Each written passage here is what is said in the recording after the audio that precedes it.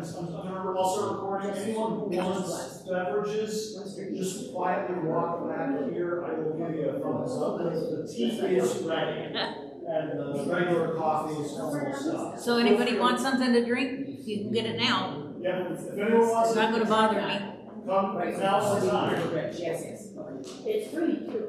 Yeah, it's no cost. It might make a difference.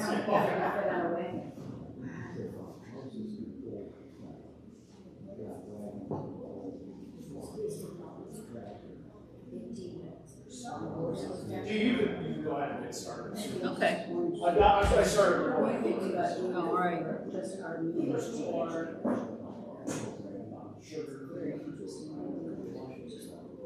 Well, when I was thinking about what to do for January talk, I was looking at the calendar and thought, oh yeah, 2026. Well, let's see. And then I started looking, and Orleans County became an entity in 1826. And I thought, oh, okay, so it's our 200th anniversary. So there's got to be some history in there for 200 years. So I started doing some research. And the official formation of the county, it became a legal entity January 1st, 1826. So following it, it was established by law in 1824, but it became an official entity in 1826. The Erie Canal, of course, was a new thing, the new throughway through New York State, and it brought in a lot of industry, it brought in people, it brought in tourists, it brought in new settlers. It was the throughway of the day. And so Albion began to blossom because of the people who came in here from other places.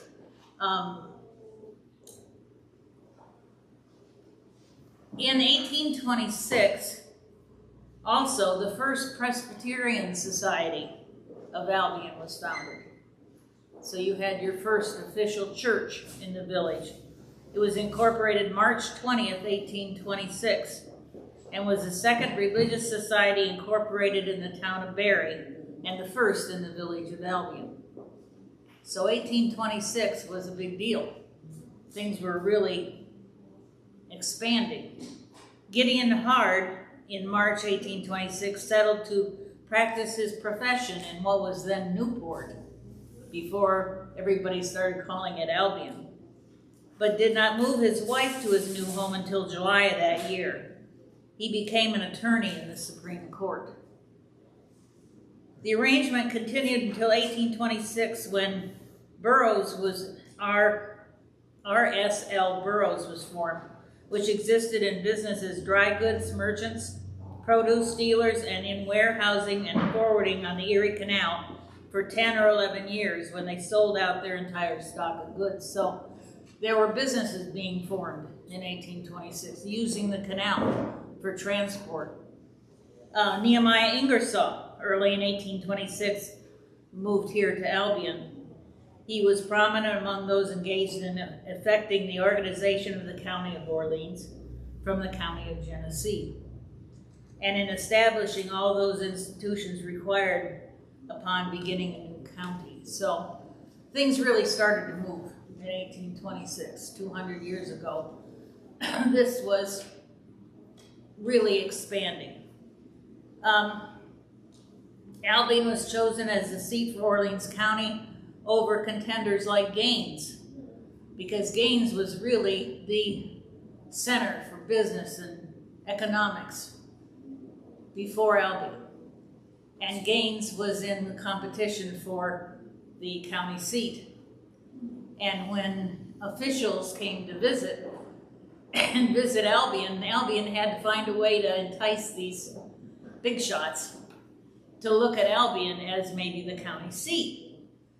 So they actually backed up the water near Main Street and emphasized the canal and showed all these officials what a wonderful place this was going to be and how profitable it was going to be. And they convinced them that Albion should be the county seat. over the town of Gaines, which is, being the historian for the town of Gaines for 30 years, I know the bad feeling there. You guys stole it away from Gaines, I'm sorry. The completion of the Erie Canal in 1825, connecting the Great Lakes to the Atlantic, made Albion a critical stop, fueling its economic boom. So, because all these things came together at once, it pushed Albion to become a center of commerce.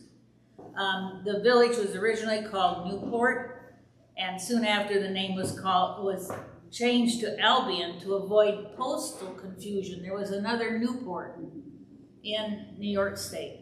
And so instead of causing, how do you tell which Newport you're sending the letter to before you had area codes and that sort of thing, they changed the name here from Newport to Albion. I think they did it in February of 1826, changing the name. Yeah, they did it early on. But that was because of the canal and because of Newport and because of trying to get yourself promoted, they changed the name to Albion. So there wouldn't be any confusion about where Newport was. Like we said, the first religious society was the First Presbyterian Society in Albion. And the early development involved Medina sandstone. Once the canal got travelable, you had a way to transport Medina sandstone. And Medina sandstone was a big moneymaker. It was being used to make buildings, to make edges of roads. It was made a lot of different things with the sandstone. And so it encouraged the quarrying business. And the quarries were near the canal. And the canal promoted and pushed the development of the quarries because there was a way to transport the stone. Orleans County became the county seat, like I said, in 1826. It was famous for its First Presbyterian Church and also 2 trials of the Morgan affair, the kidnapping of William Morgan in 1826, a former Freemason who threatened to expose the organization's secrets. And these trials were a major local event following Morgan's disappearance and fueled the rise of anti-Masonic movement. The thing is, people said that Morgan escaped from the authorities down Ridge Road. And so there was a big, like today would be a big police presence on Ridge Road looking for William Morgan because he was said to have gone down through the Ridge Road. Also, Morgan disappeared, but as far as I know from anything I've read, his body was never found. So they don't know whether he was killed or whether he escaped, like to Canada, but they couldn't find him. So there was a lot going on in 1826, a lot of things happening, a lot of important things nationwide or statewide that were happening that involved our little area right here in Orleans County. The first Congregational Free Methodist Church was founded in the 1850 by Lawrence Stiles, who was born in 1826. So these people too, as they grew older, had the opportunity to form things, to grow communities, to push their ideas. And in 1826, there's establishment of 11 road districts in the area to manage transportation needs. So because of the Ridge Road, the canal, all these transportation modes, there were places developing to push those kinds of things, to utilize them.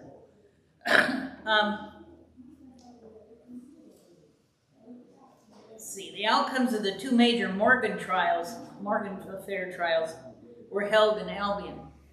There were 2 trials held here in Albion. They were largely seen as failures by the prosecution, which further fueled the rise of anti-Masonic movement. One case against Elihu Mather was charged with conspiracy to kidnap and abduct William Morgan. Well, Elihu Mather lived here in Orleans County. So there was a big trial, 10-day trial, and the jury returned a verdict of not guilty. And this was all because of Mr. Morgan disappearing.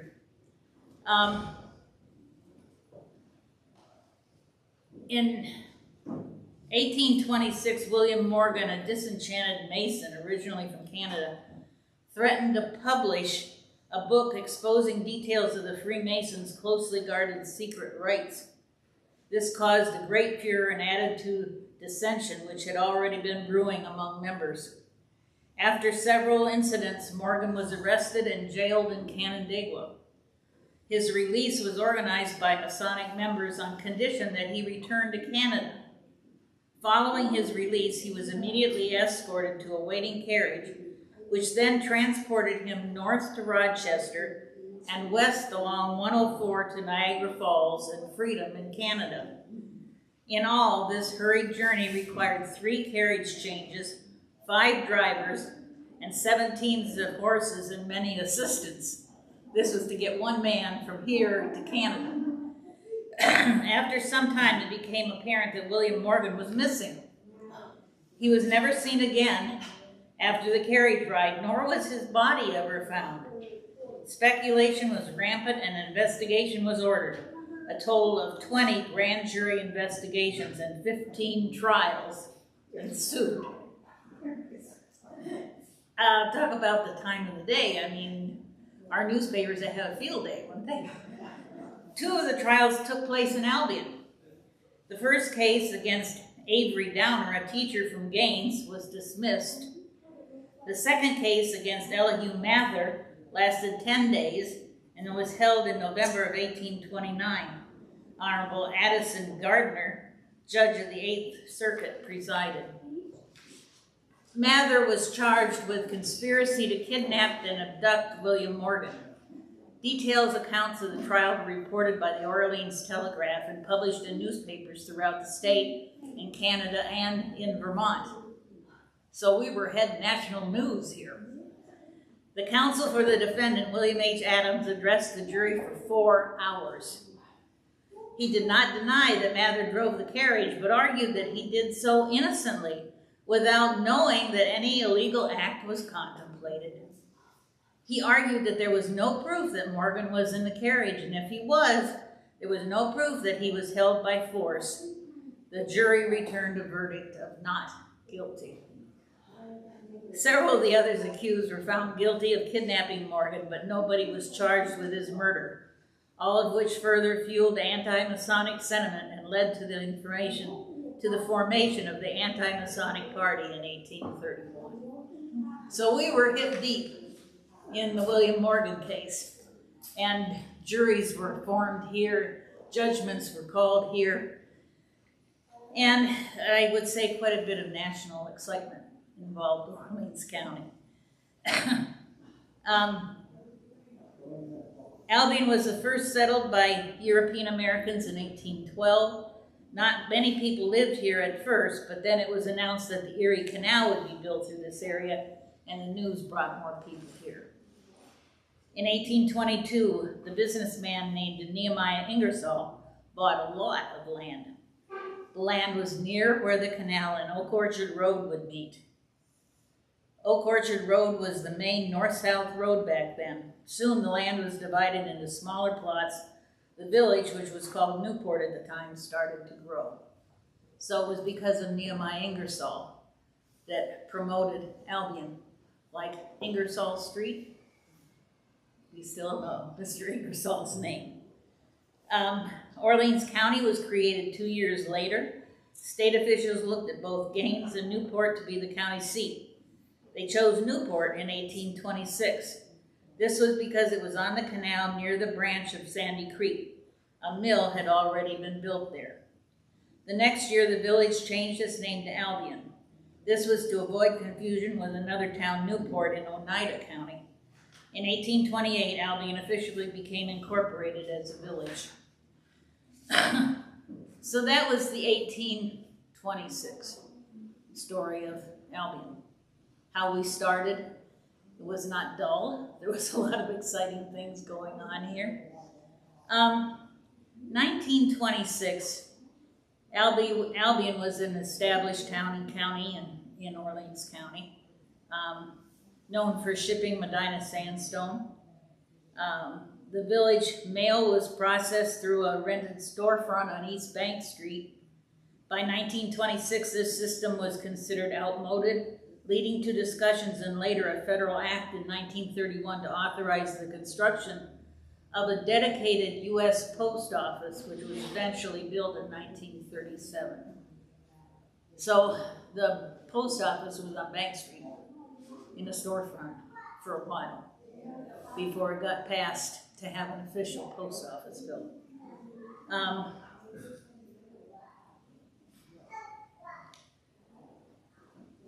Cemetery, St. Joseph Cemetery, the new one, had been established recently in 1920, and Mount Albion Cemetery was an active burial ground with records for that period. Albion continues to be that village with a sparse suburban feel located in Orleans County. The Orleans County Board of Supervisors adopted a resolution in March of 1926 requesting the State Highway Department prepare plans for the improvement of county roads, including the Roosevelt Highway, a distance of 25 miles connecting Monroe County through Hilton to Rochester and west through Niagara County to the Niagara frontier. So that was pushed in 1926. W.J. Gallagher of Medina was awarded the contract to construct a concrete road from county line corners to Cuckville, a 10-mile stretch which would include 3 small bridges as well as the bridge at Cuckville, the longest highway bridge built in the county. The cost of the county was $215,600. Total cost was $678,000. When finished, it's expected to make a scenic and historic route between Genesee and Niagara rivers, running at times from the South Shore. The route was based on east-west trail formed by Native Americans and early settlers because of its proximity to the lake. The Medina Journal of the 21st of August, 1929, noted that several log houses were still in existence along the route, but by then were being used as farm buildings. So the original log cabins were still here, but they were used as small barns, equipment storage, that sort of thing.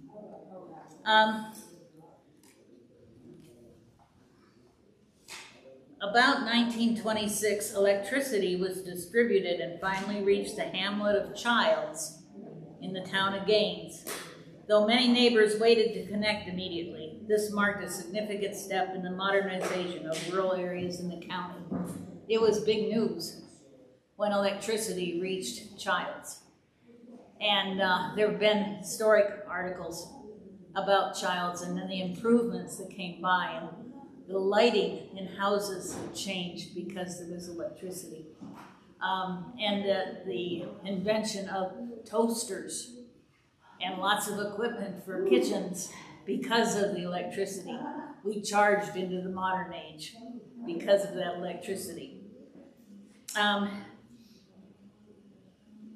Local news coverage included national and international events like the British general strike, a man named Amundsen preparing an airship to fly to the North Pole, and the French pretender, Duke of Orleans, falling ill. So you had all kinds of international information in the 1920s.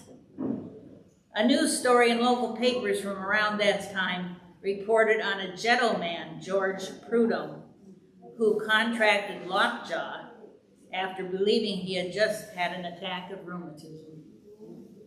Thought he had rheumatism and he had lockjaw.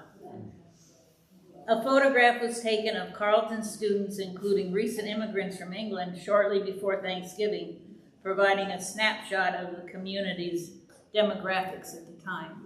So there was a picture of the students in Carleton, and a lot of them were immigrants that had just come here from England.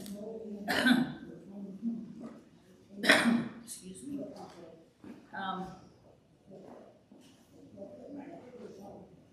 Like much of Orleans County, life was likely still heavily tied to farming, though the county's famous fruit belt, peaches and apples, was well established. So the fruit started to be a major selling item, which still is. The county was formed in 24 and Albion became the seat in 26, highlighting its strategic importance. Electricity arrived in Albion with the formation of the Albion Electric Light Company in 1889, leading to the illumination of streets and electric lights. April 7th, 1890, powered initially by a dam near Sprague's Mill on East State Street, bringing early electric service to the village before rural areas saw widespread adoption. So because of the mill near Albion, Albion had electricity before other people did. The Albion Electric Light Company was established in 1889 by E. Kirk Hart, William G. Swan, and George W. Barrow. The first electric pole was erected on Madison Street, now East Park, as shown in a photograph from the 1880s. The first electric streetlights lit up Albion on April 7, 1890, a significant early adoption for the time. So there were lights here in Albion in 1890. The power for these early lights came from a dam constructed near Sprague's Mill on East State Street, which was a key source through the 1890s. While Albion Center got power in 1890, it took until after World War II for electricity to reach most rural areas in Orleans County. So you had it here, but it took a while to get it throughout the county.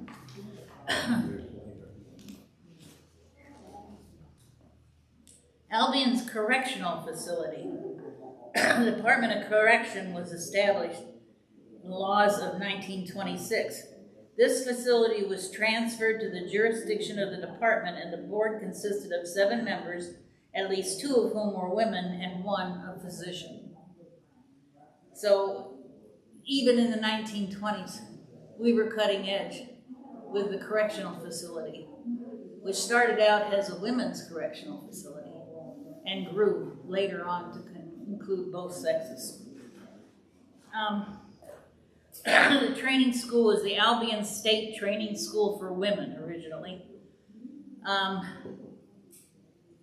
A minimum security prison for women managed by the New York State Department of Corrections and Community Supervision.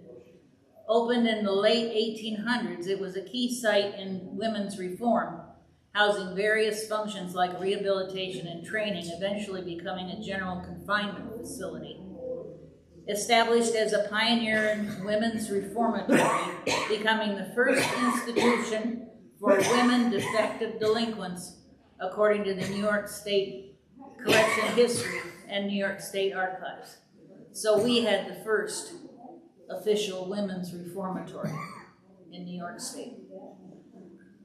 Evolved through names like the Western Reformatory for Women and the Institution for Mentally Defective Delinquent Women, eventually becoming the Albion State Training School, reports the New York State Correction History Society and the New York State Archives. So it went through a series of name changes, but essentially started out as a women's prison and developed from there into the correctional facility. It served as a rehabilitation center for drug addicts in the 1960s and a community prep center for men in the 1970s. Today it operates as the Albion Correctional Facility, a general confinement prison for women, says Wikipedia. The New York State Archives and the New York State Department of Education hold extensive historical records, including training manuals, inmate registers, and board meeting minutes. In essence, the Albion State Training School is the historical predecessor of the current Albion Correctional Facility, a significant site in New York's correctional history for women and youth.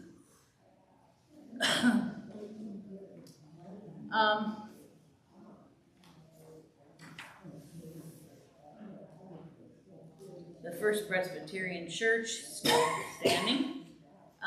The one thing that I can show you later on if you have time, This is the picture from 1926 that shows the children in front of the schoolhouse. There was an article in the, by Catherine Cooper about the students from 1926 included recent immigrants from England. So this article is something you can access on the internet. In 1926, Carl Akeley. Now, Carl Akeley was a taxidermist from Orleans County who did a lot of research in Africa and did a lot of museum exhibits for the Smithsonian Museum. Carl Akeley died in 1926. So there was a lot of noteworthy articles about Carl Akeley because he was from this area. Also, in 1926, the DAR wrote a pamphlet called Historic Ridge, where they talked about the Ridge Road and people who were coming here to live in Orleans County. So 1926 was historic as well as 1826, because there are things now that we know about that happened 100 years ago. When you stop and think about it, 100 years ago? My dad was born in 1924. Hello? It blows my mind to think that was 100 years ago. And all these things happened here in Orleans County. So, thank you for listening. I appreciate it. Anybody have any questions? No? Okay, well, thank you.